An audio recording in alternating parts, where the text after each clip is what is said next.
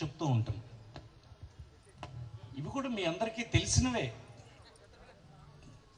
చాలా కాలంగా పనిచేసి మాట్లాడుతూ ఇదేది సాధారణమైనటువంటి సభ ఏం కాదు. ఇది పార్టీ కోసం గడిచిన కొన్ని సంవత్సరాలుగా పనిచేస్తూ వివిధ విభాగాల్లో పనిచేస్తూ ఆరితేరినటువంటి వాళ్ళంతా నాయకులంతా చేరారు ఇక్కడికి. సాధారణమైన సభ, పౌరులకు చెప్పేది సభ ఏమీ కాదు. ఇది ఎన్నికలు సమీపిస్తున్నటువంటి తరుణంలో మనం ఏం చేయాలి, ఈ సందర్భంలో ఈ కొద్ది మిగిలిన 60 రోజుల్లో ఏం చేయాలి అనే దాని మీదే మనందరం సహజంగా దృష్టి పెడతాం. అందుకోసం ఈ సమావేశం పెట్టుకున్నారు. సరే, ఇది కూడా నేను చాలా కాలంగా నాగిరెడ్డి గారు అడిగితే దీనికి వద్దామని ఇక్కడ పెట్టుకోవడం, ఈవేళ రావడం జరిగింది. నేను కూడా ఉదయం డోర్ టు డోర్ తిరిగి, నేను ఒక శాసనసభలో పోటీ చేస్తున్నాను కనుక ఇక్కడ రావడం జరిగింది. వైఎస్ఆర్ కాంగ్రెస్ పార్టీ ఆవిర్భావం ఎలా జరిగింది, ఏ నేపథ్యంలో జరిగింది? ప్రతి రాజకీయ పార్టీకి ఒక నేపథ్యం ఉంటుంది అది రావడానికి. మన పార్టీ ఎట్లా వచ్చిందంటే, రాజశేఖర రెడ్డి గారి పరిపాలనని ప్రజలు ఒక 5 సంవత్సరాలు చూశారు. స్వాతంత్రానంతరం ఈ దేశంలో రాష్ట్ర ప్రభుత్వాలు పనితీరు చూసినటువంటి వారు ఎవరైనా రాజశేఖర రెడ్డి గారి పరిపాలన భిన్నంగా అనిపించింది. ముఖ్యమంత్రి విశాల భావాల వాడు ఉండుంటే, ఆహా ఇలా కూడా పరిపాలన చేయొచ్చు అనే ఆశ్చర్యం కలిగే స్థితికి అతని పరిపాలన వెళ్ళింది. మన దగ్గర రాజకీయాలంటే ఏంటి అసలు? టీడీపీ లాంటి పార్టీకి ఉన్నది ఏంటి?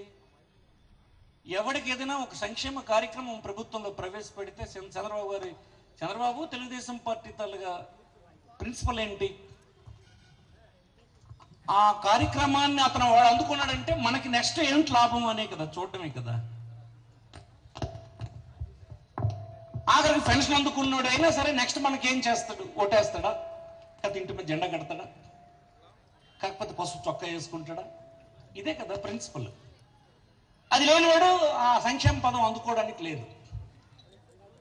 కానీ రాజశేఖర రెడ్డి పరిపాలన మొదటిసారి ఇది కనిపించింది.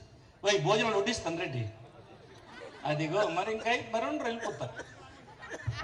దయచేసి అక్కడ వంటలు వండేవాళ్ళు కానీ వడ్డించేవాళ్ళు కానీ ఎవరు కూడా ఒక్క ప్లేట్ కూడా ఇవ్వడానికి లేదు.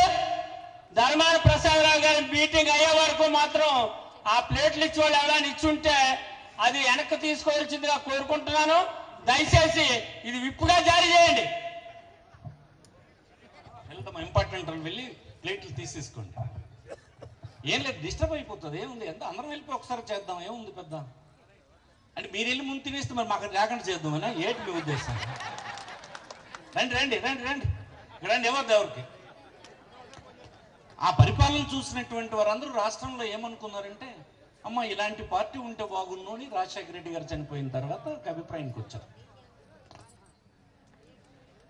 ఇలాంటి ఐడియాలజీ కలిగినటువంటి పార్టీ పెట్టడానికి జగన్మోహన్ రెడ్డి గారిని ఎంపిక చేసుకుని ఆయన కుమారుడు అయితే బాగుంటుందని చెప్పి వచ్చింది. అంటే బేసికల్ గా ఈ రాజకీయ పార్టీ ఎలా ఉద్భవించిందంటే, ఏ ప్రాతిపదికన ఉద్భవించిందంటే, రాజశేఖర రెడ్డి గారు లాంటి పరిపాలన అందించడానికి ఒక రాజకీయ పార్టీ కావాలని ప్రజలందరూ భావించిన సందర్భంలో జగన్మోహన్ రెడ్డిని పెట్టుకుని వైఎస్ఆర్ కాంగ్రెస్ పార్టీని పేరు పెట్టుకుని మనం ఈ పార్టీని ఇక్కడ స్థాపించుకుని ఈవేళ ఈ స్థితికి వచ్చినాం. ఏంటి పార్టీ గొప్పతనం? అన్ని వర్గాల్ని, సమాజంలో ఉండే అందరి క్షేమాన్ని, అందరి తాలూగా ఆత్మగౌరవాన్ని నిలబెట్టేటువంటి పాలన అందించడం మన కర్తవ్యం. మనం రేపు అధికారంలోకి వచ్చిన అదే పని. ఏ ప్రాతిపదికన వచ్చాం? మనకు ఆదరిస్తాం ఎందరో అంటే దేనికి? రాజశేఖర రెడ్డి గారి పరిపాలన మనం అందిస్తామని, అంతే కదా. అందుకు ఆ బాధ్యత మనందరి మీద ఉంది. అదే మనం చెప్తూ ఉన్నాం, గత 7 సంవత్సరాలుగా చెప్తూ ఉన్నాం అన్ని దగ్గరికి. చాలా గౌరవంగా నడిచింది ఆ 5 సంవత్సరాల కాలం.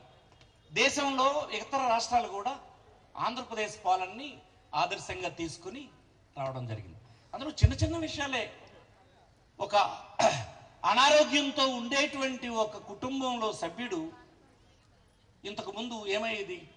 రాజశేఖర రెడ్డి గారు రాకముందు అతన్ని ఒక డాక్టర్ దగ్గర తీసుకెళ్తే, అయ్యా నీ వాడికి రోగం నయమైపోతుంది, మంచి డాక్టర్లు ఉన్నారు, మందులున్నాయి, బ్రహ్మాండంగా వైద్యం చేయొచ్చు, ఏం పర్వాలేదు, కానీ సాయంత్రానికి నువ్వు 1,50,000 రూపాయలు తీసుకురా, నీకు ట్రీట్మెంట్ అందిపోతుంది, బాగైపోతుంది చెప్పేవారు. కుటుంబ సభ్యులంతా ఆ పేషెంట్ని తీసుకొని ఇంటికి వెళ్ళిపోయి ఎప్పుడు చనిపోతాడా అని ఇంటి ముందు వేసి ఇంటిల్లు పది కూర్చుండేవాళ్ళు.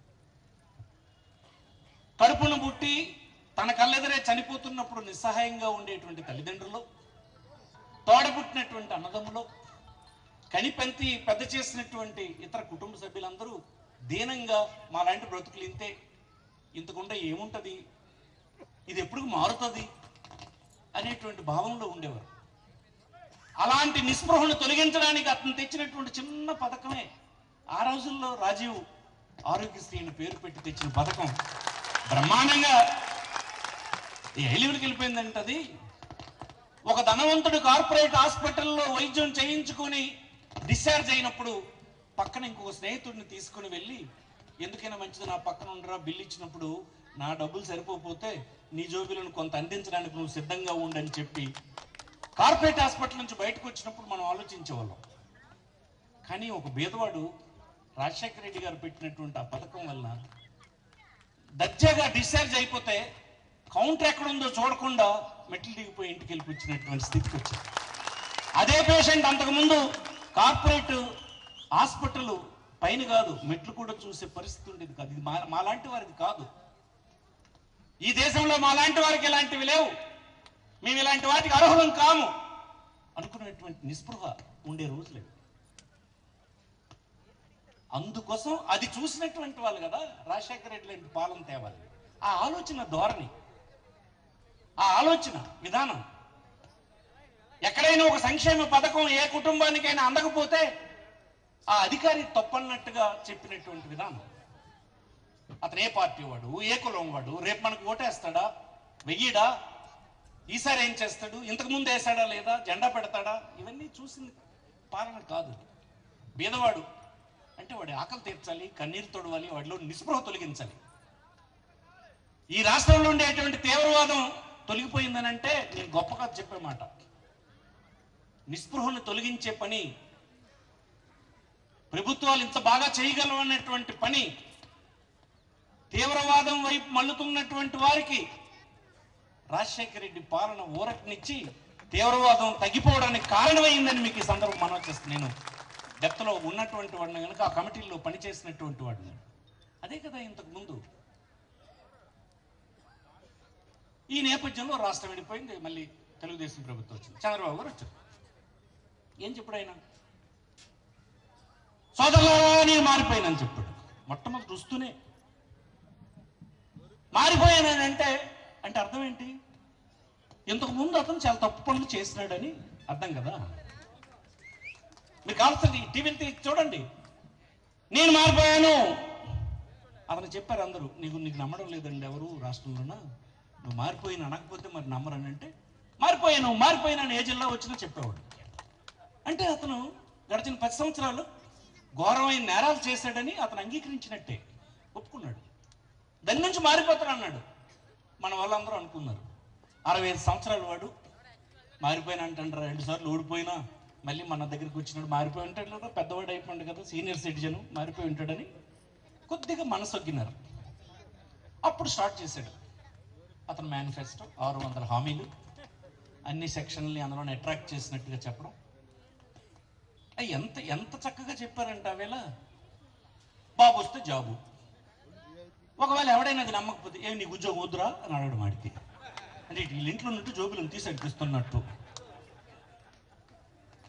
అట్లాగే అన్ని ఒక మహిళల గ్రూప్ వస్తే అది ఎలా చెప్పారనుకున్న వాళ్ళకి,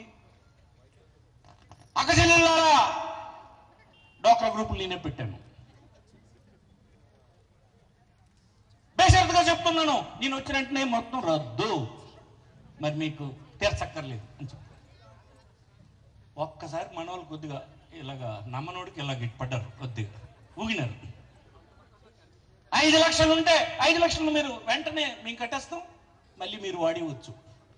ఇక నీళ్ళు అడుగుకున్నారు, మేమందరమ్మ తీరిపోతుంది, రేపు తెల్లవారింటికి 5 లక్షలు అయిపోతుంది, మనం వెంటనే మళ్ళీ వాడివచ్చు, మరి బ్యాంక్ కూడా మనకు అడగడు అనే భావనకి వెళ్ళిపోయింది వీళ్ళందరూ. అప్పుడే నాగిరెడ్డి గారు ఓడిపోయినని మీరు అందరూ బాధపడుతున్నారు. ఎందుకు ఓడిపోను నాగిరెడ్డి గారు? ఆడపడుచులు బాధపడకండి, కానీ కొడుకు చెప్తే విన్నారా? భర్త చెప్తే విన్నారా? తండ్రి చెప్తే విన్నారా? అన్నదమ్ముడు చెప్తే విన్నారా? ఎంతసేపు వీళ్ళకి గొర్రెలు ఏంటి? 5 లక్షలు మాఫీ అయిపోతుంది, మళ్ళీ 5 లక్షలు తేడానికి బ్యాంక్కి వెళ్ళొచ్చు, లాగి వచ్చి దాంట్లోంచి. ఇదే కదా, ఎంత చెప్పినా వెళ్ళే. ఎలక్షన్ అయిపోయింది, కౌంటింగ్ అయింది, అమ్మ నాగిరెడ్డి ఓడిపోయాడని మనం బాధపడుతూ వస్తే ఇంట్లో నీళ్ళు కుస్ నవ్వుతుంది వీళ్ళు. ఏంటి సంగతి అని అంటే అలటేసారు ఓటు. మేము అనుకుంది అయ్యింది అనుకున్నారు. ఇది సంవత్సరం అయింది, అతనేం తీర్చలేదు. సంవత్సరాలు అయింది, తీర్చలేదు. టీడీపీ వాళ్ళందరూ పరిగెట్టారు. వీళ్ళందరూ ఏటమ్మా ఇది ఎలాగన్నా వాళ్ళగన్నా. పక్కింటి ఆమె ఇంతకుముందు ఏం చెప్పింది? ఏటమ్మా నీకు 5 లక్షలు వద్దేటి అని అన్నాం. వద్దంటే నిజంగా వచ్చేస్తుంది కానీ నేను రాకపోతేమని అందరూ దారి పెట్టారు. సంవత్సరాలు అయింది, రాలేదు. రాకపోతే పరిగెట్టారు అందరూ. ఏమిటి ముఖ్యమంత్రి గారు ఇలా జరుగుతుందని? మీకేం పర్వాలేదు ఉండండి అని చెప్పి మొట్టమొదటి ఏం చేశాడు ఆయన? ఒక 15 మంది సభ్యులు కలిగినటువంటి గ్రూప్కి 5 లక్షలు కదా అతను బేషరతుగా మాఫీ చేస్తానని చెప్పాడు. సంవత్సరంన్నర 18 నెలలు 20 నెలలు అయినప్పుడు చెప్పాడు ఒక మాట, అంత మొత్తం ఇవ్వలేను, మనిషికి 10,000 ఇచ్చేస్తాను. అంటే ఏంటి? 15 మందికి 15 పదులు 1,50,000 అంటే 3,50,000 రూపాయలు ఒకేసారి కటింగ్ అయిపోయింది. అయిపోతే ఇది ఏటమ్మా ఇంత మొత్తం అన్నాడు, ఎలాగన్నాడంటే పోన్లేమ్మా ఏటంది 10,000 వస్తుంది కదా మనకి అని మిగతా వాళ్ళు సర్దుబాటు. ఇది టీడీపీకి వేయించింది, మరి అది ముద్ద ఇలాగ నిలబడ్డది, డబ్బు రాలేదు, ఇది ప్రశ్నిస్తాను నచ్చ చెప్పడం ప్రారంభిస్తుంది. అయ్యింది 20 మాసాలు, 24 మాసాలు, 30 మాసాలు. మళ్ళీ చంద్రబాబు గారికి ఎమ్మెల్యేలు వీళ్ళందరూ ఏంటంటే ఊళ్ళంటే వెళ్ళలేకపోతున్నాం, మీద పడిపోతుంది. మీకేం పర్లేదు, నేను 30 నెలల నాడు శ్రీకాకుళం వచ్చాడండి. వచ్చి మరి ఏం మీరు అనుకోకండి, కానీ 10,000 మరి ఇవ్వలేను, 3,000 రూపాయలు ఇచ్చేస్తాను, పసుపు కుంకుమలు కొనుక్కోండి అని చెప్పి. చంద్రబాబు గారి ఉద్దేశం ఏంటంటే అతను 3,000 రూపాయలు ఇస్తే కానీ పసుపు కుంకుమ కొన్నోడు లేడని అనుకుంటుండదు. ఆ స్థితికి తెచ్చాడు వాళ్ళని. ఎక్కడి నుంచి ఎక్కడ తెచ్చాడు చూడండి. ఈ అమ్మాయి అడిగింది, ఏటమ్మా 5 లక్షలు అన్నాడు, 5 లక్షలు 10 లక్షలు 10,000 అన్నాడు, 1,50,000 సర్దుకుందాం అనుకున్నాం అని అంటే ఉన్నదే నచ్చ చెప్పాలి కదా. ఇంతకుముందు చాలా ఒప్పించింది. పోన్లే సచ్చినోడు పెళ్ళికి వచ్చినందుకు కట్నం. సచ్చినోడు పెళ్ళి అవుతుంది. ఆ సచ్చినోడు ఇప్పుడు చంద్రబాబు. ఆ లెక్కలో సచ్చినోడు అని వచ్చేసింది. సచ్చినోడు పెళ్ళి అది ఇక కాబోతుంది. సచ్చినోడు పెళ్ళి ఆ బాజే అది. ఆ 3,000 రూపాయలు తీసుకున్నారు, వాళ్ళ పనులు ఉండండి. ఈ విధంగా ప్రతి వర్గాన్ని అతను లాక్కుంటూ ఒకటి మరిపించడం, ఇంకో దాన్ని తీసుకెళ్ళడం, ఒకటి మరిపించడం తీసుకెళ్ళడం. అది కదా అతను అడుగుతాడు. 4.5 సంవత్సరాలు నువ్వు కేంద్ర ప్రభుత్వంలో బీజేపీ ప్రభుత్వంతో అధికారం పంచుకున్నావు. అంతకుముందు మీ ఇద్దరు ఈ రాష్ట్రంలోనూ దేశంలోనూ తిరిగారు. మీలో వాళ్ళు ప్రభుత్వంలో ఉన్నారు, వారిలో మీరు ప్రభుత్వంలో ఉన్నారు, కలిసి పోటీ చేశారు, ప్రభుత్వాలు ఏర్పాటు చేశారు, పరిపాలన చేశారు. 4.5 సంవత్సరాలు నువ్వు ఏకదాటిగా నరేంద్ర మోడీ లాంటి గొప్ప వ్యక్తి లేడని నువ్వు చెప్పావు మాకు. ముఖ్యమంత్రి అంటే మనందరికీ ప్రతినిధి కదండి. ఒకసారి ఎన్నికైపోయిన తర్వాత అతను ఏ పార్టీ వాడైనా మన ప్రతినిధి, అతను మన లీడర్, అతను రాష్ట్రానికి సంబంధించి లీడర్. మన ఆకాంక్షలు నెరవేర్చడానికి అతను మాట్లాడుతూ ఉండాలి కదా. మనం మాట్లాడింది ఏంటి? నువ్వు మాకేం చెప్పావు? ఈ దేశంలో ఏ రాష్ట్ర ప్రభుత్వానికి ఇవ్వలేని నిధులు నరేంద్ర మోడీ మనకి ఇచ్చాడు. దమ్ముంటే ఎవరైనా రండి అని తొడగొట్టావు, నాతో వాదనకు రండి అని పిలిచావు. నరేంద్ర మోడీ ఇంత పెద్ద ఎత్తున ఆంధ్రప్రదేశ్ నిధులు ఇచ్చినందుకు శాసనసభలో అతనికి ధన్యవాద తీర్మానాన్ని ప్రవేశపెట్టి అతన్ని అభినందించావు. ఇదంతా ఏంటిది? శాసనసభ, ముఖ్యమంత్రి, ఒక ప్రధానమంత్రికి పొగడ్డం. దేశంలో ఇతర రాష్ట్రాలకు ఇచ్చినటువంటి స్పెషల్ కేటగిరీ స్టేటస్ ఏమీ ప్రయోజనం లేదు. దమ్ముంటే రండి ఎవడని చెప్పు. ఇంతకుముందు ఈ దేశంలో ఇచ్చినటువంటి రాష్ట్రాలు ఏమీ బాగుపడలేదు అని నువ్వే చెప్పు, ముఖ్యమంత్రిగా చెప్పు. 4 సంవత్సరాల పరిపాలన పంచుకున్న తర్వాత చెప్పు.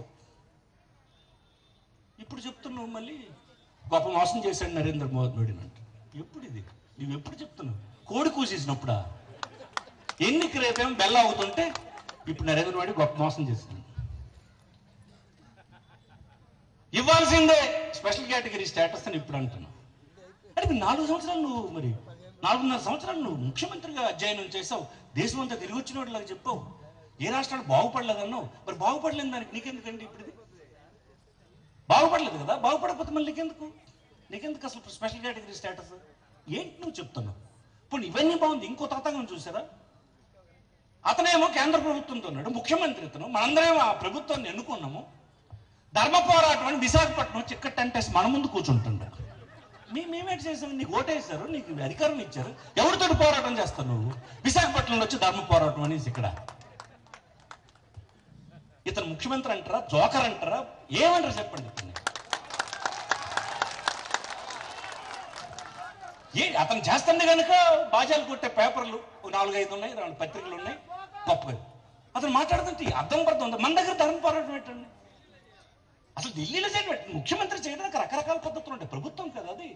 ఒక ప్రభుత్వరంగా నువ్వు చేయాల్సినటువంటి వాదోపవాదాలకు రకరకాల వేసుంటాయి, అవన్నీ నువ్వు చేయాలి.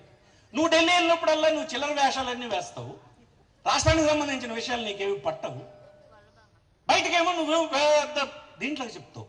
అందుకోసమే ఫెయిల్ అయిపోయావు. నేను మొదటి రోజు చెప్పాను, నేను కావాల్సిన ఒక 2-3 సంవత్సరాల క్రితం మాట్లాడినప్పుడు చెప్పాను, నేను మన ముఖ్యమంత్రి కేంద్ర ప్రభుత్వం వద్ద, ప్రధానమంత్రి వద్ద చులకనైపోయినాడు అని అన్నాను.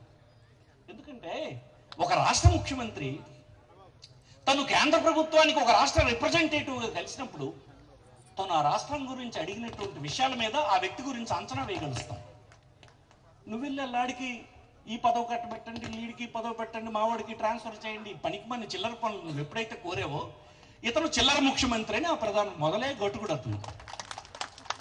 ఇతను చిల్లర వ్యవహారాల మనిషి అనేది తేలిపోయింది. అందుకని నిన్న చెప్తున్నాడు విశాఖపట్నంలో పక్కా అవినీతిపరుడు మీకు ముఖ్యమంత్రి అని. ఒక ప్రధానమంత్రి అలా చెప్పడం అంటే చిన్న విషయం అండి? మీరు కార్మిక నాయకులు ఉన్నారు, ఈ పట్టణంలో అనేక సంవత్సరాలుగా ఉన్నారు. ఒక ప్రధానమంత్రి వచ్చి పర్టికులర్ గా ఈ ముఖ్యమంత్రి గొప్ప అవినీతిపరుడు, దొంగ, దోపిడీదారు అని చెప్పాడంటే ఇంకా నీకు ఓటు అడిగే హక్కు ఈ రాష్ట్రంలో నీకు ఉందా అని అడుగుతున్నాను. ఒక ప్రధానమంత్రి చెప్తున్నాడు. ఎవరా ప్రధానమంత్రి? అతని విధానాలు ఏం ఫెయిల్ అవ్వనాయి, నిజాయితీపరుడు, అది ఒప్పుకోదు తప్ప. నేను ఏ పార్టీ వాడినాయి, అతని విధానాలు ఫెయిల్ అయినాయి. అతని విధానాల వల్ల మనం అనుకునేటువంటి ప్రగతి రాకపోవచ్చు. బీజేపీ పార్టీగా అతను ఫెయిల్ అయితే ఫెయిల్ అవ్వచ్చు. యాజ్ ప్రధానమంత్రిగా నిజాయితీపరుడని మనం ఒప్పుకోక తప్పదు. ఎవరు కాదని ఎవరు చెప్పండి, ఎవరు అనలేరు. అందుకోసం అతను చెప్తున్నాడు గొప్ప దొంగ మీ ముఖ్యమంత్రి, మొత్తం తినేసాడు డబ్బు అంతా. అందుకోసం దాని గురించి మనం ఇంకా ఇతను మంచివాడని ఎవడైనా ఉండుంటే మీరు ఆ విషయం తీసేయండి బుర్రలోంచి మీకు మనవి చేస్తుంది. ఇక మిగతా మనకున్న ఆల్టర్నేటివ్ ఏమిటో మనం ఆలోచించాలి. పార్టీ లీడర్స్గా మనం ఇప్పుడు చేయాల్సిన పని, పుంకాని పుంకులుగా ప్రతిరోజు మనల్ని మభ్య పెట్టేటువంటి వార్తలు అన్నీ వస్తూ ఉంటాయి. ఎవరికి వాళ్ళుగా మీరు ఒక లీడర్స్, మీ అందరూ సామాన్యమైన వాళ్ళు కాదు. బూత్ కమిటీలోనూ అనుబంధ విభాగాల్లోనూ రకరకాల బాధ్యతలు కొంతకాలంగా నిర్వర్తించినారు. లీడర్గా మీరు యాక్ట్ చేయండి. ఇప్పుడు సామాన్యమైన వ్యక్తులుగా మీరు ఉండకండి. ఈ నియోజకవర్గంలో ఒక 3,000 మంది, 3 లక్షల మంది పాపులేషన్ ఉంటే ఈవేళ ఇక్కడ చేరిన వాళ్ళు ఒక 3-4 వేల మంది ఉన్నారని అంటే మనం ముఖ్యులం కదా. ఈ 4,000 మంది ఎందుకు చేరం మనం ఇక్కడికి? ఈ విషయాలన్నింటిని అర్థం చేసుకుని ఇతరుల కంటే భిన్నమైనటువంటి నాలెడ్జ్తో మనం ఇక్కడ చేరాం. మనం మన చుట్టూ ప్రభావితం చేయగలిసినటువంటి స్కిల్స్ని ఉపయోగించాలి. మాట్లాడండి, పక్కింటితో మాట్లాడండి, ఎదురింటితో మాట్లాడండి, మీ స్నేహితుడితో మాట్లాడండి, బంధువులతో మాట్లాడండి. ఎవరి చేత ఎవరికి చెప్పిస్తే బాగుంటుంది మైండ్ అప్లై చేయండి. మామూలుగా వదిలిస్తే మరి రిజల్ట్స్ చూసి మనకు అలాగైపోయింది అని అంటే అది బాధ్యత లేని పని. అది మామూలు చేసే పని. ఒక లీడర్గా, ఒక పార్టీలో ఒక క్రమశిక్షణ కలిగినటువంటి నాయకుడిగా, కొన్ని బాధ్యతలు నిర్వర్తించిన వ్యక్తిగా నీ ప్రభావం కనిపించాలి కదా. దానికోసమని బూత్ కమిటీలు పెట్టాం. బూత్ కమిటీ చాలా పెద్ద రోల్. మీ పట్టణంలో అయితే నాకు తెలిసి ఓటర్ లిస్ట్ సరిగా చేయలేదండి మన దగ్గర. ఒక కుటుంబంలో ఉండేటువంటి 4 ఓట్లు, ఈ బూత్లో ఒక 2, అక్కడికి 4 కిలోమీటర్ల దూరంలో ఒక బూత్లో ఇంకోటి, అక్కడికి ఇంకొక 5 కిలోమీటర్లు ఇంకో బూత్లో ఒకటి. జనరల్ సైకాలజీ ఏంటి ఓటర్ది? ఒంటిల్లి 10 కలిపి ఓటింగ్కి వస్తారు. ఓటింగ్కి వచ్చి 2 ఓట్లు ఉన్నాయంటే 2 ఓట్లు వేస్తారు, వెనక్కి వెళ్ళిపోతారు. ఒక బూత్ కమిటీ లీడర్స్కి నేను చెప్తుంది ఏంటంటే, మీ పోలింగ్ స్టేషన్లో ఓటర్ లిస్ట్ పట్టుకొని ఒక 10-15 రోజులు ఏ ఓటు ఎక్కడుందన్నది మీరు గుర్తించి పని చేయండి. అర్బన్లోకి చాలా ముఖ్యం. ఏ పోలింగ్ స్టేషన్లో ఈ ఓటు ఉంది అన్నది గుర్తించండి. మీరు చిన్న కార్యాలయం పెట్టండి. కార్యాలయం అంటే మైకు గీకు అవసరం లేదు. ఆ పోలింగ్ స్టేషన్కి సంబంధించిన ఒక ఇంపార్టెంట్ వ్యక్తి ఇంట్లోనూ ఈ ఇన్ఫర్మేషన్ పెట్టండి. అందరి ఇంట్లో పిల్లలు ఉన్నారు, ఇంజనీరింగ్ పిల్లలు ఉన్నారు, కంప్యూటర్లు ఉన్నాయి. ఆ ఫెసిలిటీ అందించండి. అర్బన్లో ఉండేటువంటి మనకు వస్తాదన్న ప్రతి ఓటుకి ఏ పోలింగ్ స్టేషన్లో ఉంది, ఎక్కడుంది అన్నటువంటి సమాచారాన్ని ముందే మీరు గుర్తించాలి. ఎన్నికల రోజు పోలింగ్ స్టేషన్కి వెళ్ళేటప్పుడు అటుకు మీద ఉన్నటువంటి ఓటర్ లిస్ట్ తీస్తే మీరు ఏమీ చేయలేరని మీకు మనం వచ్చేస్తుంది. ముందే పని చేయండి. ఎన్ని ఓట్లు మీరు గుర్తించారో ప్లాన్ చేసుకోండి.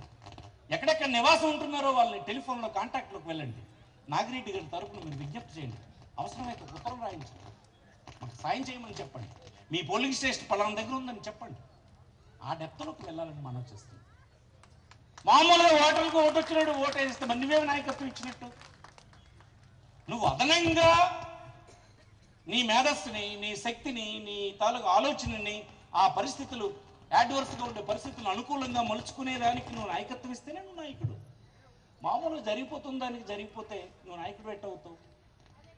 మీకు అనేది మీరు నాయకుడిగా రుజువు చేసుకోవడానికి ఎన్నెన్ని అవకాశాలు ఉన్నాయో అన్నీ మీరు కొద్ది కాలంలో దృష్టి పెట్టండి అని మీకు ఈ సందర్భం మనం చేస్తుంది.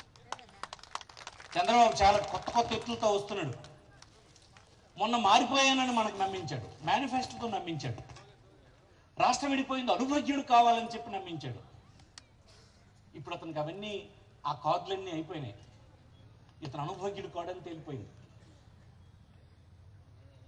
రాష్ట్రానికి ఇతను ఏమీ చేయలేకపోయినాడని తేలింది. ఇతని తాలూకు ప్రయారిటీ స్వార్థపూరితమైనవని తేలిపోయింది. జనంకి ఇప్పుడు ఎలాగా నమ్మించాలన్నటువంటి ఆతృతలో ఉన్నాడు. ఈ మధ్యకాలంలో మీరు పరుగులు చూసారా? అతని పరుగులు, అతను ఎక్కని మెట్లేదు. దేశంలోని రాజకీయ పార్టీలు అన్ని మెట్లు తిరిగేశాడు.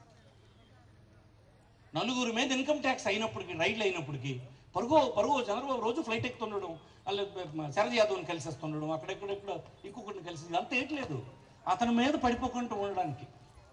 మనందరం ఏమనుకుంటున్నాం, ఇతను ముఖ్యమంత్రి, మనకు నాయకుడు, మనకు రక్షిస్తాడు, మన తలకు ఆకాంక్షలు నెరవేరుస్తాడు, ఈ రాష్ట్రాన్ని గొప్పగా తీరుస్తాడని మనందరం అనుకుంటే అతను రక్షించుకోవడానికి పరుగులు తీసిన పరిస్థితికి వచ్చింది.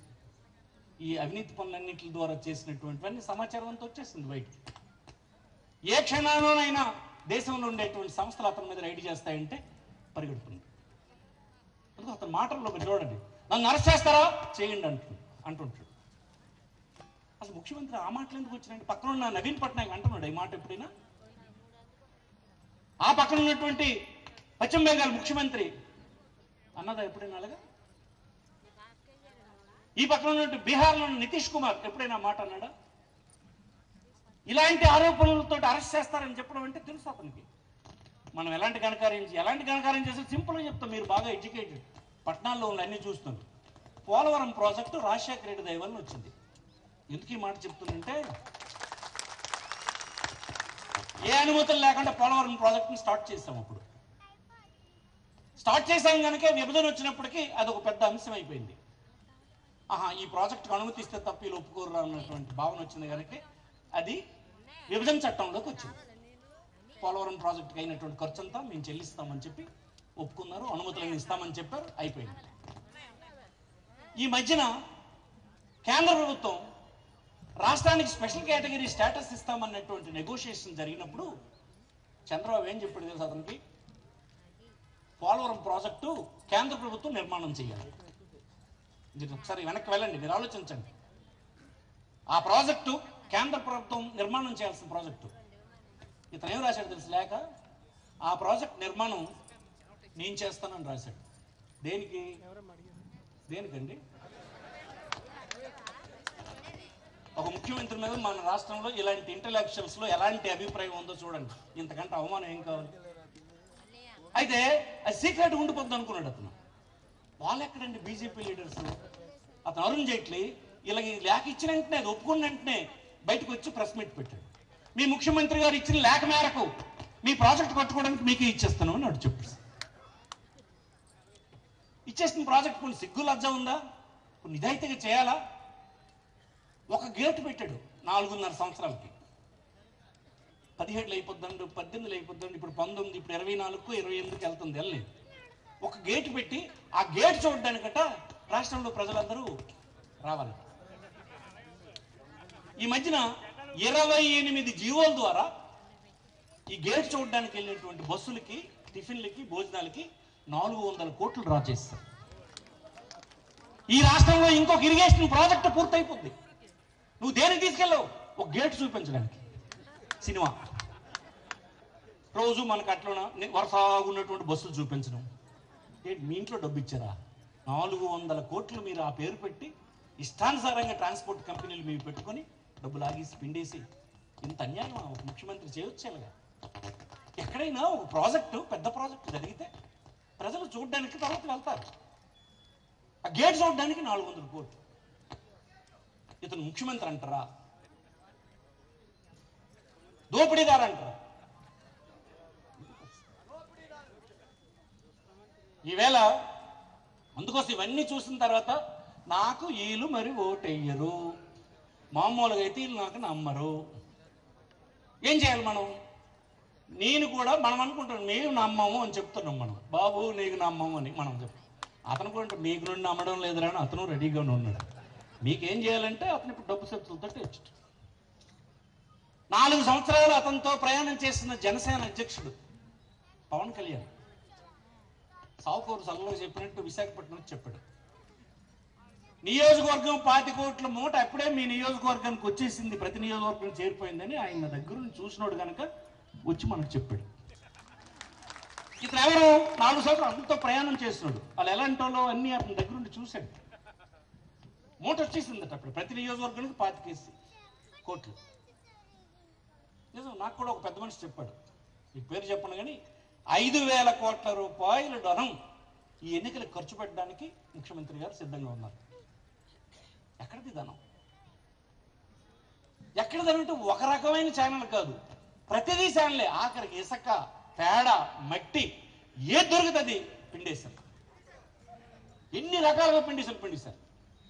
ఇక్కడ ఒక పక్కన మనకు దిక్కులేక కోర్టు పెట్టుకుందామంటే లేదు, ఆఫీసులకు దిక్కులేదా, వచ్చిన ఆఫీసులు ఉందామంటే ఎక్కడ క్వార్టర్స్ లేవా, ఉండకపోతే ఆ కృష్ణా జలాలట బోట్ షికారట, ఇక్కడికి వచ్చి అరకులట బెలూన్ షికారట, అక్కడేమో గన్నవరంలో ఏమో ఎయిర్ షికారట. ఇవన్నీ ఈవెంట్లు ఏంటి? ఒకడే ఈవెంట్ మేనేజరు.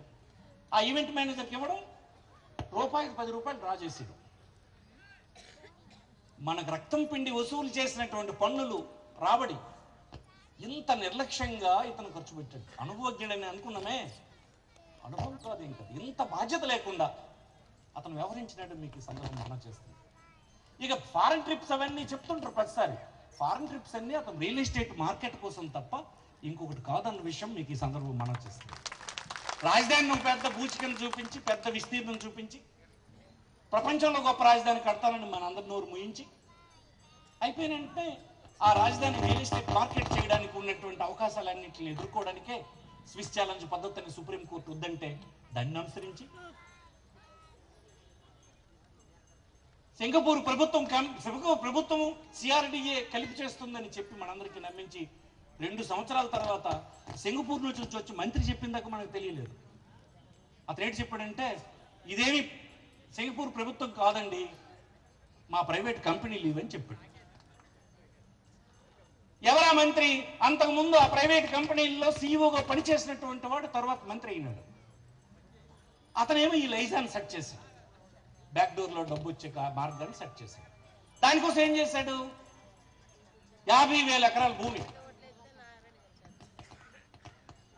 1,600 ఎకరాల కోర్ క్యాపిటల్ కింద కంపెనీలకు ఇచ్చాడు. కోర్ క్యాపిటల్ అంటే అసెంబ్లీ, సెక్రటేరియట్, డైరెక్టరేట్స్ అన్ని ఇంపార్టెంట్ అంతా వస్తుంది, అదే ముఖ్యమైనది. అలాంటి ప్రాంతంలో ఎకరం 10 కోట్లు కనీసం ఉంటుంది ధర.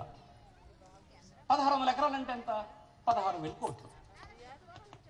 దానికి అవసరమైన రోడ్లు, డ్రైనేజు, ఎలక్ట్రిసిటీ, పార్కులు, రకరకాల సదుపాయాలు కల్పించడానికి 5,000 కోట్లు, 5,200 కోట్లు పెట్టడానికి అగ్రిమెంట్లు అంగీకరించాం. మన డబ్బు పెడతాం. దానికి కానీ ప్రైవేట్ కంపెనీలు ఏం పెడతాయి? 200 కోట్లు పెడతారంట. 2 కలుపుతారు అంటే 21,400 కోట్లు మొత్తం పెట్టుబడి. 21,200 కోట్ల రూపాయలు ఆంధ్రప్రదేశ్ది ప్రభుత్వంది, సిఆర్డీఏది. 200 కోట్లు సింగపూర్ కంపెనీది. వాటాలు ఎలగట్టు చూసావా? ప్రపంచంలో ఎక్కడ ఉండదు. 58% సింగపూర్ కంపెనీలకి, 42% సిఆర్డీఏకి. ఇతను మనకి ముఖ్యమంత్రి. ఈ ప్రపంచంలో ఎక్కడైనా ఇలాంటి ద్రోహానికి మనకి అప్పుడు చెప్పింది ఏంటి? ఊరూర పిడతలతో నీరు మోయడం, మట్టి మోయడం, మనిషి ఒక ఇటుకు తేండి అని చెప్పడం మనందరికీ మోసగించే పని. అందరికి ఆ సెంటిమెంట్ని బిగించి నువ్వు ఆ సెంటిమెంట్ వెనక చేసిన పని ఏంటి? సింగపూర్ కంపెనీలకు ఇచ్చేసి బ్యాక్డోర్లో ధనాన్ని పోగేసేటువంటి కార్యక్రమానికి సిద్ధమైనావు. చివరికి ఈవేళ ఆ అగ్రిమెంటు కాపీ పౌరులుగా మనం అడిగినా దిక్కులేదు, ఎమ్మెల్యేలు అడిగినా దిక్కులేదు, ప్రతిపక్షం అడిగినా దిక్కులేదు. ఎవరి పేరుని ఈ రాష్ట్రంలో పరిపాలన కొనసాగుతుంటుందో ఆ గవర్నర్ గారు అడిగినా దిక్కులేనటువంటి పరిస్థితి ఈవేళ ఈ రాష్ట్రంలో ఉంది. అగ్రిమెంట్ పెట్టమనండి, పబ్లిక్ డొమైన్లో పెట్టమను, వెబ్సైట్లో పెట్టమను. నువ్వేం అగ్రిమెంట్ చేసావో పెట్టమను. పెట్టలేడు. మాట్లాడు దాని గురించి. ఏనాడైనా ఈ రాష్ట్రంలో ఉండే మేధావులతో మాట్లాడావా? 50 సంవత్సరాలు నిర్మాణం చేయాల్సినటువంటి ఒక రాజధాని ఎలా కట్టాలన్నది మాట్లాడావా? ఒక 10 ప్రభుత్వాలు కానీ పూర్తి చేయలేనటువంటి రాజధానికి నిర్మాణం చేసినప్పుడు ఈ రాష్ట్రంలో ఉండేటువంటి రాజకీయ పార్టీలు, బీజేపీ, కాంగ్రెస్, సిపిఐ, సిపిఎం, మన వైఎస్ఆర్ సిపి ఇలాంటి పార్టీలు ఉన్నాయి. సీట్లు లేకపోవచ్చు. వాళ్ళతో ఎప్పుడైనా కూర్చోబెట్టి రాజధాని ఎలా ఉండాలి, ఎలాంటి అగ్రిమెంట్ చేద్దామని ఎప్పుడైనా చెప్పావా? ఎవరితో నువ్వు మాట్లాడావు? ప్రజా సంఘాలు ఉండే రకరకాల ఉద్యమాలు నిర్వహించి మన ప్రజల క్షేమం కోసం నిరంతరం డేగకన్నుతో చూస్తున్నటువంటి ప్రజా సంఘాలు ఉన్నాయి. ఎప్పుడైనా వాళ్ళని పిలిచి మాట్లాడావా? ఎవరితో నువ్వు మాట్లాడావు? సింగపూర్ అధికారులతో ఢిల్లీ హోటల్లో నువ్వును వాళ్ళు దొంగ ఒప్పందం చేసుకోవడానికి అధికారులందరినీ బయటపెట్టి ఒప్పందం చేసుకొని వచ్చి ఆ ఒప్పందం ఈవేళ మాకు దొరకకుండా చేసి ప్రపంచంలో గొప్ప రాజుదని టీవీలో సినిమాలు చూపిస్తాం. మాకు మీ టీవీ సినిమాలు ఏంటి? జీని భవనాలు ఇలా కనిపిస్తుంటాయి. మనలందరికీ ఇప్పుడు చాలా మందికి అదే అలాగే వాళ్ళ భవనాలు అక్కడ ఉన్నాయని భవనాలు ఉన్నారు చాలా మంది. బ్రిడ్జిలో చూస్తే ఐకానిక్ బ్రిడ్జ్ అట. ఎప్పుడు ఇది నోటిఫికేషన్ వచ్చిన ముందు ఐకానిక్ బ్రిడ్జ్ బొమ్మ ఒకటి. దీనికి ఒక అడ్మినిస్ట్రేటివ్ శాంక్షన్ ఉందా? దేనికైనా ఫండింగ్ గురించి నువ్వు ఆలోచించావా? ఎవరైనా ఫండింగ్ ఇస్తానని ఒప్పుకున్నారా? ఏంటిది? అంటే ఇంత అమాయకంగా ప్రజల్ని, ఈ రాష్ట్రంలో ప్రజల్ని మోసగించవచ్చు అన్నటువంటి భావనే కదనేది. అసలు నిన్న ఇంకొకటి చూసిన తర్వాత అయితే నాకు పూర్తిగా ఒక రకమైనటువంటి మన వ్యవస్థ మీద అపనమ్మకం జనంకి వచ్చేస్తా అనిపించింది. ఈ మధ్యకాలంలో 1.5 సంవత్సరాల కాలంగా సర్వేల పేరుతో కొంతమంది పిల్లలు వచ్చేవాళ్ళు. ఆ పిల్లలు ఈ రాష్ట్రంలో ప్రభుత్వం పనితీరు ఎలాగుందండి అని అడగడం ఆ కుటుంబ సభ్యులు. అడిగితే అప్పటికే మండుతున్నోడికి పిల్లడికి ఉద్యోగం లేదు, కరెంటు బిల్లు 3 సార్లు పెరిగింది, బస్ ఛార్జీలు అటు పెరిగినాయి, రిజిస్ట్రేషన్ వాల్యూస్ ఎలా పెరిగినాయి, పప్పులు ఉప్పులు ఏవి మార్కెట్లో అందుబాటులో లేవు, ఇంతకుముందు 7 రకాల సరుకులు ఇచ్చేవాళ్ళు, ఒక్క సరుకు కూడా ఇవ్వడం లేదు. ఇలా బాధపడుతున్నటువంటి ఆ కుటుంబానికి ఏంటని అడిగిన వెంటనే వాడు ఈ అమ్మా ప్రభుత్వం అని వాడు తిడితే ఆడిది టిక్కెట్టుకొని వెళ్ళిపోయాడు. ఈడు ఎట్టి పరిస్థితులు మరి టీడీపీకి వేయడు అన్నది వాడు అలాగా ఈ 1 సంవత్సరం 6 మాసాలు సేకరించారు. అవి సేకరించి ఎప్పుడు వచ్చినాయి? ఇవి నిన్న వచ్చినాయి అన్ని దగ్గరికి. మీ బూత్ కోఆర్డినేటర్ పేరుతోటే బూత్కు ఒక 60, 70, 80 ఓట్లు ఎవడైతే ఇలా తిట్టాడో ఓపెన్ అయిపోయినాడో ఆడి పేర్లు తీయడానికి వచ్చినాయి స్లిప్. నా కాన్ఫరెన్స్లో 7,000 ఓట్లు తీసేయడానికి. ఇది ఎవరో పెట్టినట్టు కాదు, మళ్ళీ నేను అపాయింట్ చేసినటువంటి బూత్ కమిటీ కన్వీనర్లు ఆడింట్లో నోట్లు కూడా ఆడు తీసేమని పెట్టినట్టుగా వచ్చింది కదా. అయితే ఇది మనకు 2 నెలల క్రితమే ఈ సమాచారం వచ్చింది. పెద్ద ఎత్తున ర్యాకెట్ నడుపుతున్నాడు చంద్రబాబు అన్నది తెలిసింది కనుక జగన్మోహన్ రెడ్డి ఢిల్లీ వెళ్ళి చీఫ్ ఎలక్షన్ కమిషనర్ కలవడం, ఇలాంటి మూకుమ్మడిగా ఓట్లు తీయించే పని చేయాలని అతను దిగజారినాడు అనేటువంటి మాట చెప్పినందువల్ల ఎలక్షన్ కమిషన్ ఏం చేసిందనంటే ఏ డిలీషన్ అయినా సరే, ఆన్లైన్లో డిలీషన్, ఇవన్నీ ఆన్లైన్లో డిలీషన్ వచ్చినా ఆ డిలీషన్ని జిల్లా అధికారులు ఎవరు చేయడానికి వీల్లేదు. డిలీషన్కి ఎంక్వైరీ చేసి ఆ ఎంక్వైరీ నివేదికని మాకు పంపించండి, నిర్ణయం మేము తీసుకుంటామని పెట్టి చెక్ పెట్టారు కనుక ఆ ఆటలు కొంతవరకు కంట్రోల్ అయిపోయినాయి. అంటే రాజ్యాంగం ఈ రాష్ట్రంలో ఉండేటువంటి సంపద మాకు రానివ్వు, ఎవరికి పంచవు, నీ ఇష్టం వచ్చినట్టు నువ్వు నీ బంధువులు సర్దుకుంటావు. ఈ రాష్ట్రంలో ఉండేటువంటి చట్టాలు ఏవి పనిచేయవు, రాజ్యాంగ వ్యవస్థలు పనిచేయవు, స్పీకర్ వ్యవస్థ పనిచేయదు, గవర్నర్ వ్యవస్థ పనిచేయదు, ఏ చట్టాలు లేవు, పోలీస్ స్టేషన్లన్నీ వన్ సైడ్ పనిచేస్తాయి. అయిపోయింది. ఇష్టానుసారంగా కరప్షన్, ఇష్టం వచ్చినట్టు అప్పులు తెచ్చి కరప్షన్ యాక్టివిటీ ప్రమోట్ చేశావు. ఆఖరికి రాజ్యాంగం ప్రసాదించినటువంటి ఓటు హక్కు కూడా నువ్వు ఉంచవా? ఇదేనా ఒక అనుభవజ్ఞుడైనటువంటి ముఖ్యమంత్రి ప్రభుత్వం చేయాల్సింది? దానికి ఏం చెప్తాడంటే అతను కూడా పిటిషన్ పెట్టు, వైఎస్ఆర్సీపీ వాళ్ళు మా ఓట్లు తీయించేస్తానని పెట్టాడు. నువ్వు మాలాంటి వాడు కాదు కదా, ప్రభుత్వం కదా, నువ్వు ప్రభుత్వంలో ఉన్నావు కదా, అలాంటి వాళ్ళ మీద ఉంటే నువ్వు కేసులు పెట్టు. అలాంటి అవకాశం ఎందుకు వచ్చిందో వైఫల్యం చెప్పు. మేమంటే బయట ఉన్నటువంటి వాడు, ప్రభుత్వం నడుపుతున్నటువంటి వాడు, నువ్వు ఓటర్ లిస్టులు తయారు చేయించింది నువ్వు నువ్వు ఆ మాట చెప్తుంటే అర్థం ఉందా? అంటే ఎంత బరితెగించినటువంటి పార్టీయో, ఎంత బరితెగించిన వ్యక్తో మీకు ఈ సందర్భం మనం చేస్తుంది. ఇవన్నీ అంశాలేనండి ఓపిక మీద ప్రతి కుటుంబానికి చెప్పాలి. చెప్పేవాడు ఎవడో ఒకటి లేకుండా తెల్లవారిత టీవీలో 10 అబద్ధాలు వస్తూ ఉంటాయి. మనం మాట్లాడకపోతే వేలాది మంది కార్యకర్తలు మనకు ఉన్నారు, రాష్ట్ర వ్యాప్తంగా లక్షలాది మంది కార్యకర్తలు, ప్రతి ఒక్కరు మాట్లాడడం ప్రారంభించాలి. కుటుంబాలతో మాట్లాడండి, వీధులతో మాట్లాడండి, తయారు చేయించండి. అతను ఇంతకు ముందు మాట్లాడినటువంటి విషయాల్ని టీవీలో చూపించండి, చిన్న సెల్ ఫోన్లో చూపించండి. మేము మహిళలందరూ చేయాల్సిన పని అది. ఏం చెప్పాడు అతను, ఏం చేస్తున్నాడు ఇప్పుడు అతను? ఒకసారేమో గొప్పవాడు ప్రధానమంత్రి అంటావు, ఒకసారేమో దొంగ అంటావు. స్పెషల్ కేటగిరీ స్టేటస్ కావాలి ఇప్పుడు అంటావు, అంతకుముందు అంతా వద్దని చెప్పావు. ఏ ఒక్క విషయం మీదనే నిలబడ్డా ముఖ్యమంత్రి, ప్రభుత్వం? ఇవి మనం ఎప్పటికప్పుడు జ్ఞాపకం చేసే పని చేయాలి. ఇది కార్యకర్తల మీద ఉందని ఈ సందర్భంలో కొంత టెక్నాలజీ వచ్చింది. ఈ టెక్నాలజీని మనం ఉపయోగించి ముందు ఇవన్నీ మనం చూసినటువంటివే. అతను ఏం చెప్పాడు, ఏం జరుగుతుంది, ఎలా జరిగింది, ఎలా దోపిడింది. ఈ దేశంలో అత్యంత అప్పులు కలిగినటువంటి రాష్ట్రంగా ఆంధ్రప్రదేశ్ ఇవాళ ఉంది. ఆస్తుల నిర్మాణం కాలేదు, లైబిలిటీస్ పెరిగినాయి, ఆస్తులు తరిగిపోయినాయి. ఆస్తులు మనకు తరిగిపోయినాయి, రాష్ట్రానివి పెరగలేదు. అప్పులు భారీగా పెరిగాయి, సేమ్ టైం అప్పులు అక్కడ పెరిగాయి. అప్పులు పెరిగింది, చంద్రబాబు ఆస్తి కూడా అలాగే జాను పెరిగింది. ఎక్కడికి వెళ్ళిందంటే ఎక్కడికి వెళ్తుంది డబ్బు అంతా? కనిపిస్తుంది కదా, నీ ఆస్తి పెరిగింది కదా. ఈ రాష్ట్రంలో అప్పులు పెరిగినాయి ప్రజలందరికీ, నీ ఆస్తి పెరిగింది. ఇంతకంటే ఏం సాక్ష్యం కావాలి? మాదైతే గొప్ప క్రమశిక్షణ బిజినెస్ అని చెప్తుంటాడు చంద్రబాబు. క్రమశిక్షణ బిజినెస్సే. 5 సంవత్సరాలు నువ్వు చేస్తుందంతా ఈ రాష్ట్రంలో పాలన కాదు, నువ్వు బిజినెస్సే చేశావు. అన్ని రకాల మోసం, ఎన్ని రకాల మోసాలు, అన్ని రకాల మోసాలు ప్రజలకు చేశావు. ఇవి చెప్పి కూడా మనం ప్రజలను ఒప్పించలేకపోతే మన నాయకత్వం లోపం కింద భావించాల్సి వస్తుంది.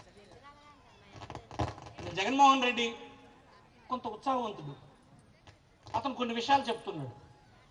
అతను ఎవరికి మోసగించే ఆలోచన లేదు, చాలా ఫర్మ్గా కొన్ని విషయాల్లో ఉన్నాడు కదా. అంతెందుకు, ఈవేళ అతను స్పెషల్ కేటగిరీ స్టేటస్ ఎవరిస్తే వాళ్ళతోటే వెళ్తామంటున్నాడు. దాంట్లో రాష్ట్రం పట్ల ఎంత కమిట్మెంట్ ఉందో చూడండి.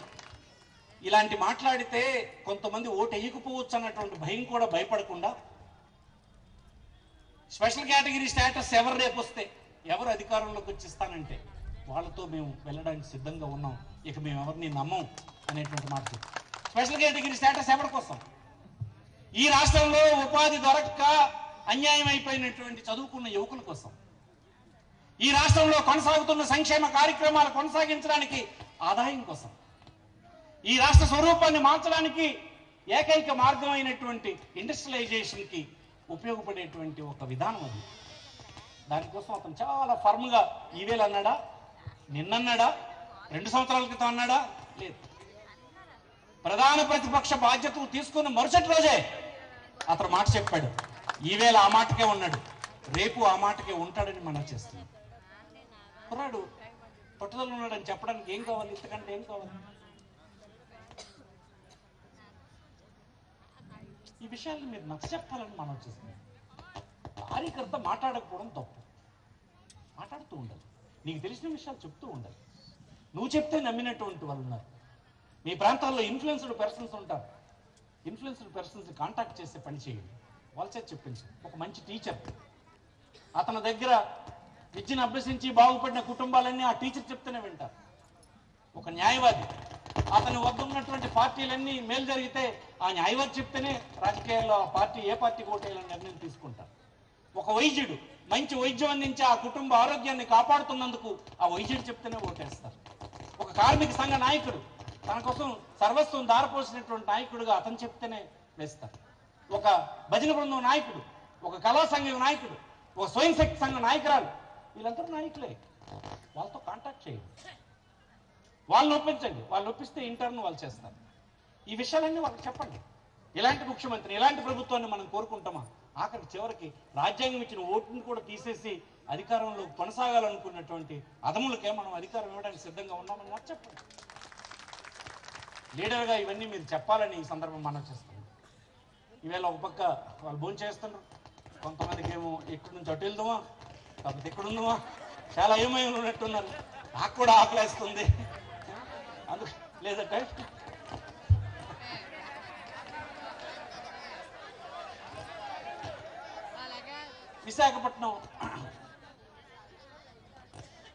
విశాఖపట్నంలో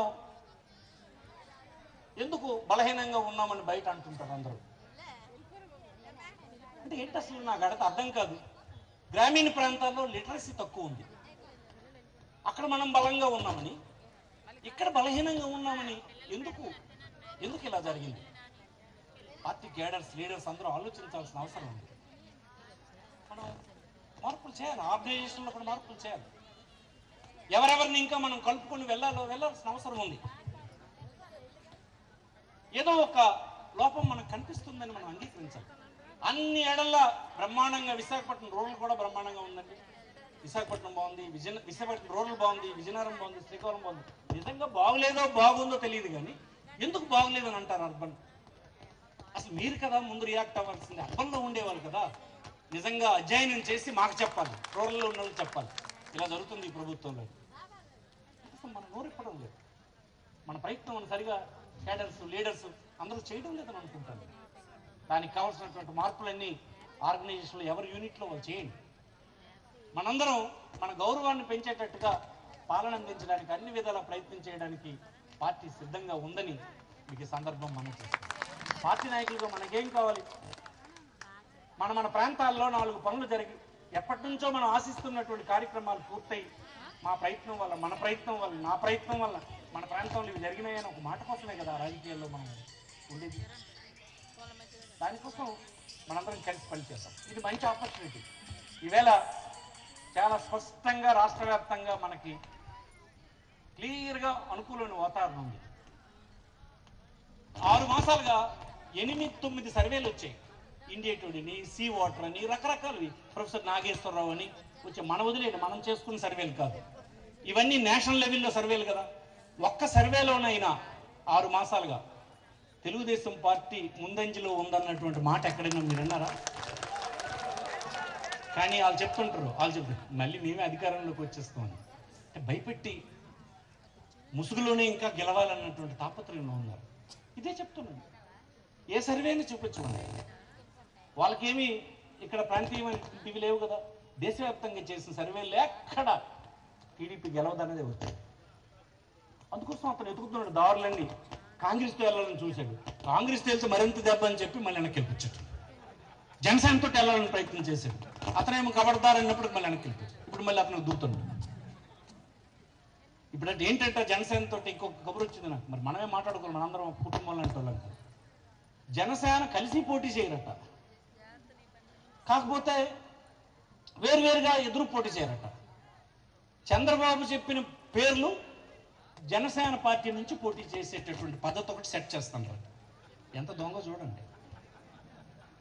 అంటే మన క్యాండిడేట్ ఎవరికి పెడితే ఓడిపోతారంటే ఆ క్యాండిడేట్ వెనక పడతారనమాట. ఇప్పుడు అందరూ జనసేనకి నీకు డబ్బులు ఇస్తాము, జనసేన నుంచి నువ్వు పోటీ చేయి అంతే కదా.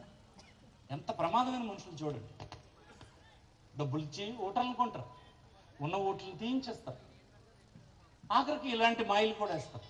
ఇవన్నీ ఎందుకు చేస్తుందంటే అతనికి అందడం లేదు. ఎక్కడ ఏ సర్వే చూసినా గుండె గుబేలు అనేటువంటి పరిస్థితుల్లో ఉన్న పరిస్థితి అనుకుంది. మీకు ఇప్పుడు బయటపడరు జనం. తప్పనిసరిగా మీరు మాట్లాడుతూ ఉంటే నోటిఫికేషన్ వచ్చిన తర్వాత మీకు స్లోగా బయటపడతారు. నిర్బంధం కదా సాగింది ఇక్కడ. ఈ రాష్ట్రంలో గడిచిన 5 సంవత్సరాలుగా సాగిన ప్రభుత్వం ఏంటి? ఒక వర్గానికి అణిచివేయడం, ఒక వర్గం సర్వస్వం వాళ్ళకి అందినట్టు చేయడం. ఇదే కదా పరిపాలన. అది పోలీస్ స్టేషన్లో ఎప్పుడైనా మనం చూసామా? పోలీస్ ఇన్స్పెక్టర్ ఎక్కడైనా ఒక కంప్లైంట్ పట్టుకొని వెళ్ళిన ఈ 4 సంవత్సరాలు కూడా మొదట వేసిన ప్రశ్న ఏంటి తెలుసా? ఇదే పార్టీరా కంప్లైంట్ ఇవ్వడానికి వెళ్ళినోడికి. అలాగే దిగజార్చాడు. ఒక 70 సంవత్సరాలుగా గొప్ప వ్యవస్థ కలిగినటువంటి రాష్ట్రంగా నిలబెట్టినటువంటి రాష్ట్రాన్ని ఈ అనుభవించుడు చేసిన పని ఏంటంటే, నీవే పార్టీగా నీ కంప్లైంట్ రిజిస్టర్ చేయడానికి అన్నటువంటి స్థితికి తెచ్చినాడని మీకు మనం చూస్తాం. అన్ని ఆఫీసుల్లో కలెక్టర్ గారు బ్రహ్మాండంగా టేబుల్ వేసుకొని కూర్చుంటాడు. ఏది సోమవారం నాడు ఏంటది గ్రీవెన్స్ కూర్చుంటాడు. అన్ని ఆడు చెప్పినన్ని వింటాడు. అయితే బాబు 85 సంవత్సరాలు నాకు అంతా అదే అయిపోయింది, కళ్ళు కనిపించడం లేదు, నాకు పిల్లలు చూడడం లేదు, నాకు పెన్షన్ రాలేదని అంటే అన్ని రాసుకొని ఒకసారి నువ్వు జన్మభూమి కమిటీ దగ్గరికి వెళ్ళిపో. కలెక్టర్ చెప్పిన మాట ఇది ఒక పరిపాలన అండి. ఐఏఎస్ చదువుకున్నాడు. దేశవ్యాప్తంగా వాళ్ళకి ఎంపిక చేసే విధానం కానీ, ఇంతకాలం ఈ దేశంలో వాళ్ళ ఉద్యోగాల తీరు కానీ, రాజ్యాంగాన్ని చట్టాలని మనం అందరం తయారు చేసుకున్న నియమ నిబంధనల మధ్యన పనిచేయాల్సిన అధికారి ఈ ప్రభుత్వం చెప్పిన ఫైనల్ మాట ఏంటంటే 85 సంవత్సరాలు ఎడుతుంటే నువ్వు జన్మభూమి కమిటీ దగ్గరికి వెళ్ళిపోరా అని చెప్తారు. ఎవడే జన్మభూమి కమిటీ? స్వాతంత్ర సమరయోధురాలు. ఎవడు కాదాడు? టింగర్ బుచ్చులు ఊర్లోన ప్రతి కార్డు దగ్గర 100 రూపాయలు 50 రూపాయలు కలెక్ట్ చేసేటువంటి వాడు. ఆ టింగర్ బుచ్చుల దగ్గరికి వీటికి వెళ్ళిపోమని చెప్తారు. చంద్రబాబు ఏమో గొప్ప పరిపాలనకు ఆయన ఏంటి ఒక ఏజెన్సీకి ఇచ్చాడు. పరిపాలన నెలకొంది, 1 నొక్కు, ఇది లేకపోతే 2 నొక్కు, కాకపోతే అది 3 నొక్కు. కళ్ళ ఎదురు కనిపిస్తుంటే నీ కలెక్టర్ చెప్తుంటే జన్మభూమి దగ్గరికి వెళ్ళిపోమని అనుకుంటే ఇంకా మరి అది నొక్కి ఇది నొక్కి నీ పేక నొక్కాలి తప్ప ఇంకా కూర్చు నొక్కడానికి ఏంటో చెప్పండి. పేక నొక్కితే సరిపోతుంది దాన్ని. ఆ పేక నొక్కే పని ఇప్పుడు 2 నెలల్లోనూ రేపు జరగబోతుంది. ఈ స్విచ్లు నొక్కరు, మరి అసలు స్విచ్ పేకే నొక్కుతారు. 80% సాటిస్ఫాక్షన్ ఉంది. 80% సాటిస్ఫాక్షన్ రాహుల్ గాంధీ చుట్టూ ఎందుకు తిరుగుతున్నావు? 90% సాటిస్ఫాక్షన్ పవన్ కళ్యాణ్ కాలు ఎందుకు పట్టుకుంటున్నావు? ఇంకొకటి తిరుగుతాను ఎదుగుతున్నావు. ఎవడు వస్తాడని చూస్తున్నావు. ఎవడు తట్టు మన ఇద్దాం. ఇక చాలు. ఎంత టైం?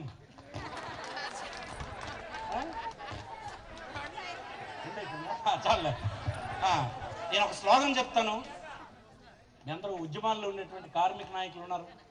ఎంతో కాలం అనేకమంది సాధించినటువంటి విప్లవ వీరులు ఉన్నారు. గడిచిన 5 సంవత్సరాలుగా పనిచేస్తున్నటువంటి పార్టీ కఠోరమైనటువంటి ఈ టెస్టులకన్నిటికి ఎదుర్కొని వచ్చినటువంటి నాయకులు, వైఎస్ఆర్సీపీ నాయకులు ఉన్నారు. మీ అందరూ ఒక స్లోగన్ గట్టిగా నియోజకవర్గం అంతా వినిపించేటట్టుగా ఆ భోంచేసిన వాళ్ళు చేస్తాను వాళ్ళు చేయని వాళ్ళకి గందరగోళంలో ఉన్నారు. ఇప్పుడు మనమైతే అందరికి వినిపించేటట్టుగా కసి మీద అందరి గొంతు కలుపుదాం. మన అందరి గొంతు కలిస్తే ఎంత శక్తి ఉంటుందో ఒక స్లోగన్లోనే తెలుస్తుందని మీకు అందరూ మనవి చేస్తూ నేను వైఎస్ఆర్సీపీ అంటాను. వర్ధిల్లాలి అనే మాట గుండెల్లోంచి లోపటి నుంచి వచ్చేటట్టుగా ఒక మాట. ఇప్పుడున్న వాళ్ళందరూ ఎవ్వరూ మొహమాట పడకుండా, మొహమాట పడితే నేను ఇందాక చెప్పానే మాట్లాడాలి లేరు అనేవాడు అన్నాను. ఆ మాట్లాడడానికి మొదటి పరీక్ష ఇదే అని మీకు మనవి చేస్తాను. నోరు ఇప్పకపోతే నీ వల్ల నష్టం. ఉత్సవ ఉండడు. ఎందుకంటే వైఎస్ఆర్సీపీ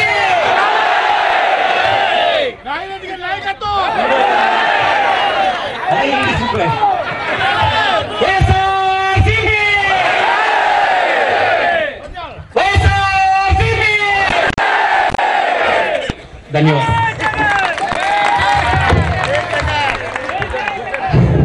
మరి మన పెద్దలందరూ మాట్లాడవలసి ఉన్నప్పటికీ ఎంపీ గారు మరి మన పార్లమెంట్ నియోజకవర్గ సమన్వయకర్త అతనేమి అలవాటు అతను 2 నిమిషాలు మాట్లాడుతున్నారు. వేదిక అలంకరించిన పెద్దలు, మాజీ మంత్రివర్యులు ధర్మాన ప్రసాదరావు గారికి, మాజీ శాసనసభ్యులు కన్నబాబు రాజు గారికి, గురుమూర్తి రెడ్డి గారికి,